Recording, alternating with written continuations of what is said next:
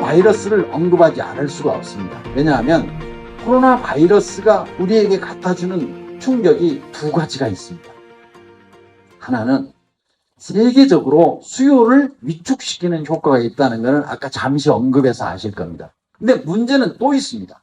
코로나 바이러스는 우리에게 수요 아닌 공급 쪽에서도 문제를 야기시키고 있다는 말씀을 제가 지금부터 드리고자 합니다. 경제학 언론에 보면은 gains from trade라고 하는 무역을 하면 이익이 된다 하는 것을 가르칩니다. 거기에 입각해서 세계가 공급망을 형성을 했습니다. 지금 우리가 쓰고 있는 자동차를 하나 보겠습니다. 그러면 자동차에 2만 개 정도의 부품이 들어간다고 합니다. 우리나라 자동차는 다 우리나라에서 생산한 부품만 쓰느냐? 중국에서 만든 부품, 일본에서 만든 부품을 다 집어넣어서 자동차를 만들고 있습니다. 이거를 공급망이라고, 서플라이 체인이라고 이렇게 이야기할 수 있습니다. 그래서 이제까지 무역의 이득이라고 하는 점에서 자유무역이 늘어나고 글로벌라이제이션을 지구촌 시대라고 이렇게 번역을 합니다. 지구가 마치 마을처럼 된 세계를 우리는 살고 있는 거다. 코로나 이전에 여러분이 미국에 있는 자녀하고 통화를 할 때, 또는 유럽의 어느 나라에 지금 여행 중인 가족과 통화를 할 때 다 실시간에 거의 무료로 통화를 할 수가 있었으니까 마치 한 동네에 살고 있는 것처럼. 그런가 하면 생산 과정도 한 동네였습니다. 그거를 대표적으로 표현한 이 표현이 애플이 만들고 있는 아이폰을 딱 펴보면요. Made in 이렇게 써 있는 게 아니고요. 이렇게 써 있습니다. Designed by Apple in California. 그러니까 미국의 캘리포니아에 있는 애플 회사가 디자인하고 그리고 Assembled in China. 조립은 미국에서 한 거다. Made in Korea, Made in USA, Made in Japan이라는 단어가 의미가 없는 세상이 된 거죠. 지구촌 시대가 됐는데 그런데 아까 말씀드렸다시피 트럼프 대통령의 미국 우선주의를 필두로 해가지고 지금 세계는 자유무역이 아니라 보호무역으로 회귀하고 있다. 이게 우리한테 갖다주는 메시지는 뭐냐? 서플라이 체인을 결정적으로 위협을 하기 때문에. 왜냐하면 국가 간에 지금 국경이 더 탄탄해지기 때문에. 국경이 거의 없어지는 듯 하다가 더 탄탄해지기 때문에 공급망이 결정적으로 위협을 받아서 이제는 자유무역과 글로벌라이제이션이 쇠퇴하고 보호무역주의가 지금 가속화되고 있다는 게 코로나가 우리 경제사회에 끼치는 결정적인 부정적인 요인이 되겠습니다. 코로나 바이러스를 어떻게 이해하면 좋을까 하는 걸 제가 이렇게 정리를 해봤습니다. 지금 현재 인류는 보이지 않는 적 바이러스와 전쟁을 하고 있다. 제가 전에 한번 말씀드린 적이 있습니다. 원래 우리가 생각했던 전쟁은 국가가 전쟁을 하는 거죠. 지금은 인류가 보이지 않는 적 바이러스하고 지금 전쟁을 치르고 있는데 사망자나 확진 환자 수로 보면은 지금 어저께 현재 185개국에 사망자가 34만 명이고 확진 환자가 500만 명을 넘어섰으니 지금 이거야말로 제3차 세계대전이라고 부를 수 있지 않느냐. 저는 제일 걱정하는 건 뭐냐. 우리 경제도 세계 경제도 저는 금년에 마이너스 성장이 불가피할 거다 하는 생각을 하고 있습니다. 세계 경제의 문제의 핵심이 일감, 수요의 부족이라고 말씀드렸는데 코로나 바이러스 이후에는 단순히 한쪽 수요의 부족뿐만이 아니라 공급 쪽에서도 애로가 생겨서 수요와 공급 양쪽 모두의 문제라고. 이게 저는 코로나 바이러스의 올바른 이해가 아닐까. 코로나 바이러스 이후에 어떤 세상이 예상될까 하는 거를 다시 정리를 해봤습니다. 가정에서 지금 work from home이라고 하는 work from home이에요. 집에서 일하는 거예요. IT 인프라의 개선이 가속화될 거다. 온라인 교육, 원격 의료 도입 이런 것들이 다 바뀔 수밖에 없는 세상이다. 이제는 얼굴을 맞대고 물건을 사는 것뿐만이 아니라 비대면 경제가 엄청나게 빨라질 거다. 배달하는 그런 기업들이 엄청나게 호황을 누리고 있습니다. 대구에 31호 확진 환자가 나오기 전에는 개인의 동선을 물어본다든가 또는 그 사람이 어디를 다녀서 뭐 했냐 하는 걸 확인한다면 사생활 침해라고 아마 화를 냈겠죠. 그런데 그 이후에는 개인과 데이터를 바라보는 관점이 완전히 바뀌었지 않습니까? 그래서 사생활 영역이든 개인의 동선, 건강정보 이런 게 코로나 대응 과정에서 완전히 공적 자원화가 되지 않았냐. 기본적으로 세상의 패러다임이 바뀐 거죠. 코로나 바이러스가 선진국이든 후진국이든 정부와 중앙은행이 손을 쓸 수 없는 수요 충격 완화에는 정부나 중앙은행이 할 수 있지만 공급망 충격은 이거는 해결할 수 없는 영역으로 왔는데 중국의 7만 개 극장이 휴업을 했습니다. 아무리 수요를 진작한다고 해서 영업을 오겠어요? 인식이 지금 극장이 위험하다 이렇게 돼 있는데 이런 사태로 집에서 게임과 영화를 즐기기 위해서 다운로드하는 사람은 늘겠지만 전체 경제를 볼 때 그 규모가 얼마나 되겠습니까? 아주 미미하죠.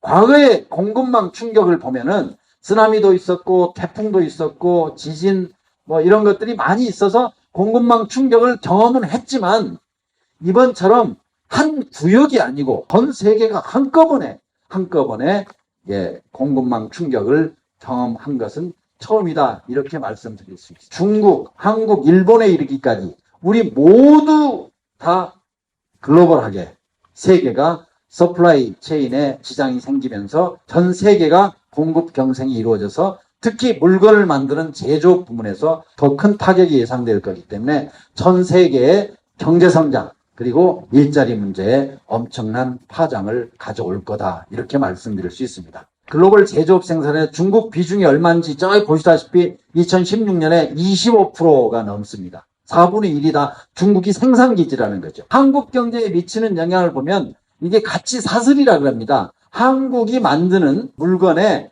2개 이상의 국가가 이렇게 참여하고 있는데 한국이 지금 6등이죠. 세계에서. 그 다음에 무역 의존도가 지금 2018년에 70%.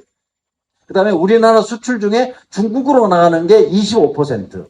법적으로 중국인 홍콩까지 합하면 30% 이상이 우리가 중국에 수출하고 있습니다. 이런 것들을 보면 기본적으로 우리 경제에 글로벌 서플라이 체인이 문제가 생기면 얼마나 타격이 클 것인지를 짐작할 수 있게 하지 않습니까? 업종별로 볼 때 어떻다 하는 거는 제가 참고로 그냥 써놨으니까 나중에 보시면 됩니다. 현재 어려움이 금년으로 끝날 것 같지가 않습니다. 여행업, 운수업, 호텔업은 이미 이게 엄청나게 충격을 받고 있죠. 근데 문제는 뭐냐? 이거는 전체 국민 경제 입장에서 지금 말씀드린 거고 여러분이 속해 있는 내 사업에 구체적으로 어떤 영향을 미칠 것이냐 하는 거는 각자가 고민해야 될 부분이다. 모든 업종이 다 다릅니다. 우리가 지금 각자가 다 처한 입장에 따라서 다 다르다. 그러니까 그런 얘기를 제가 드리고 싶습니다.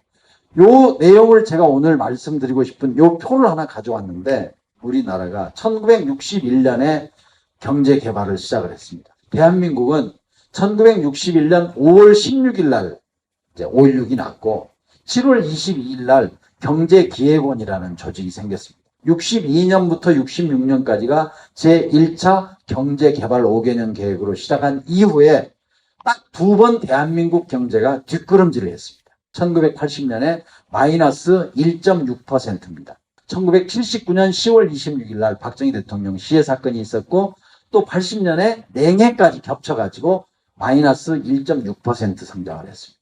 여러분이 다 기억하시는 1997년 12월에 IMF 구제금융을 받아서 외환위기를 겪은 그 다음에 마이너스 5.1%의 뒷걸음질을 했습니다.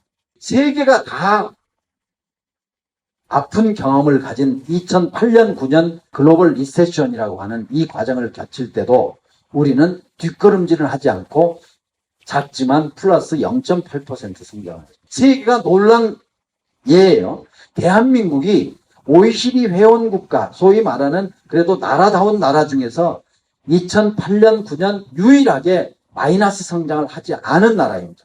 UN 데피니션에 의하면 한 나라의 국민소득이 하루에 1달러가 되면 그 나라는 빈곤을 넘어섰다 이렇게 이야기하는데 1973년에 처음으로 우리나라의 1인당 국민소득이 365달러를 넘어서 하루 3끼 밥 먹게 됐습니다. 77년에 1000달러가 됐습니다. 94년에 10,000달러가 됐습니다. 그리고 2006년에 20,000달러가 됐습니다. 2017년에 30,000달러가 됐습니다. 기적 같은 일인데 그 과정에서 딱 2번 마이너스 성장을 했는데 안타깝게도 금년에 이제까지 우리가 본 적이 없는 규모의 마이너스 성장이 아닐까 이렇게 예상을 하고 있습니다. 더 중요한 문제는 이게 금년으로 끝날 것 같지가 않다. 누구도 확실하게 예측할 수는 없지만 이런 얘기를 제가 드리고 싶습니다. 이번에 코로나 바이러스는 자본주의와 시장 경제에 대한 도전이라고 저는 이렇게 생각을 합니다. 소련의 붕괴로 인해서 공산주의, 계획경제하고 자본주의, 시장경제하고 게임은 이미 끝났습니다. 마르크스의 자본론으로 시작한 공산주의 계획경제가 먹혀들지 않고 아담 스미스의 국부론으로 시작한 자본주의 시장경제가 승리를 했습니다. 그 이후에 1945년 제2차 세계대전이 끝난 이후 지금까지 큰 전쟁이 없이 경제의 호황을, 지속적인 성장을 해온 거죠. 우리나라는 IMF 외환위기 이후에 특히 세계는 코로나 이후에 빈익빈 부익부 현상이 누적되고 있습니다. 이 문제를 가장 먼저 지적한 사람이 노벨 경제학상을 받은 스티그리츠라고 하는 사람인데 시카고 무역센터 앞에서 99% 1% 피켓을 들고 데모를 했던 그러다가 최근에 코로나 바이러스 이후에 이게 더 심화돼서 세계적으로 이제 자본주의와 시장 경제의 허점이 노출되게 되지 않았나 이런 생각을 합니다. 더 중요한 건 남의 이야기가 아니고 저는 우리나라라고 생각합니다. 2003년부터 이제까지 대한민국은 OECD 회원국 가운데 자살률이 가장 높습니다. 자본주의와 시장경제 그리고 세계적인 자유무역 시스템, 세계적인 분업체계, 세계적인 공급망 덕분에 한국이 이렇게 발전할 수 있었습니다. 그런데 그 이면에 자본주의와 시장경제에도 허점이 있다는 것을 제가 지금 말씀드리고 있습니다. 특히 코로나 바이러스는 어떤 결과를 가져올 것 같습니까? 저는 어려운 사람이 더 힘들게 되는 이런 결과를 가져온다는 점에서 굉장히 안타깝게 생각을 합니다. 저는 이번에 코로나 바이러스 때문에 사회적 거리두기를 하면서 거울 보기를 실천하고 있습니다. 우리가 그동안에 너무 빠르게 달려오다 보니까 남을 보는 거는 수없이 보지만 나 자신을 돌아볼 수 있는 시간은 부족했지 않느냐. 저는 이번 기회가 나를 돌아볼 수 있는 자기 성찰의 기회, 앞으로 계속해서 우리가 원하는 시장경제, 우리가 발전하는 밑바탕이 되는 시스템, 더 넓게 말하면 세계의 자유무역이 회복할 수 있는 길이 아닐까 그런 생각을 합니다. 이제부터라도 나부터라도 나만이라도 나보다 어려운 사람에게 온정의 손길을 내밀고 배려하는 것이 진정한 의미의 경제 공부가 아닐까 그런 생각을 합니다. 제가 가장 좋아하는 시 나 하나 꽃피어를 가지고 마무리를 하고자 합니다. 나 하나 꽃피어 조동화, 나 하나 꽃피어 풀밭이 달라지겠느냐고 말하지 말아라. 네가 꽃피고 나도 꽃피면 결국 풀밭이 온통 꽃밭이 되는 거 아니겠느냐. 나 하나 물들어 산이 달라지겠느냐고도 말하지 말아라. 내가 물들고 너도 물들면 결국 온 산이 활활 타오르는 거 아니겠느냐. 이 세상을 꽃밭으로 만드는데 이 세상의 자본주의와 시장경제의 허점이 조금이라도 개선되는데 기여할 수 있기를 소망하는 마음으로 오늘 1시간에 배우는 오정환의 경제 이야기 수업을 마치도록 하겠습니다. 경청해 주셔서 감사합니다.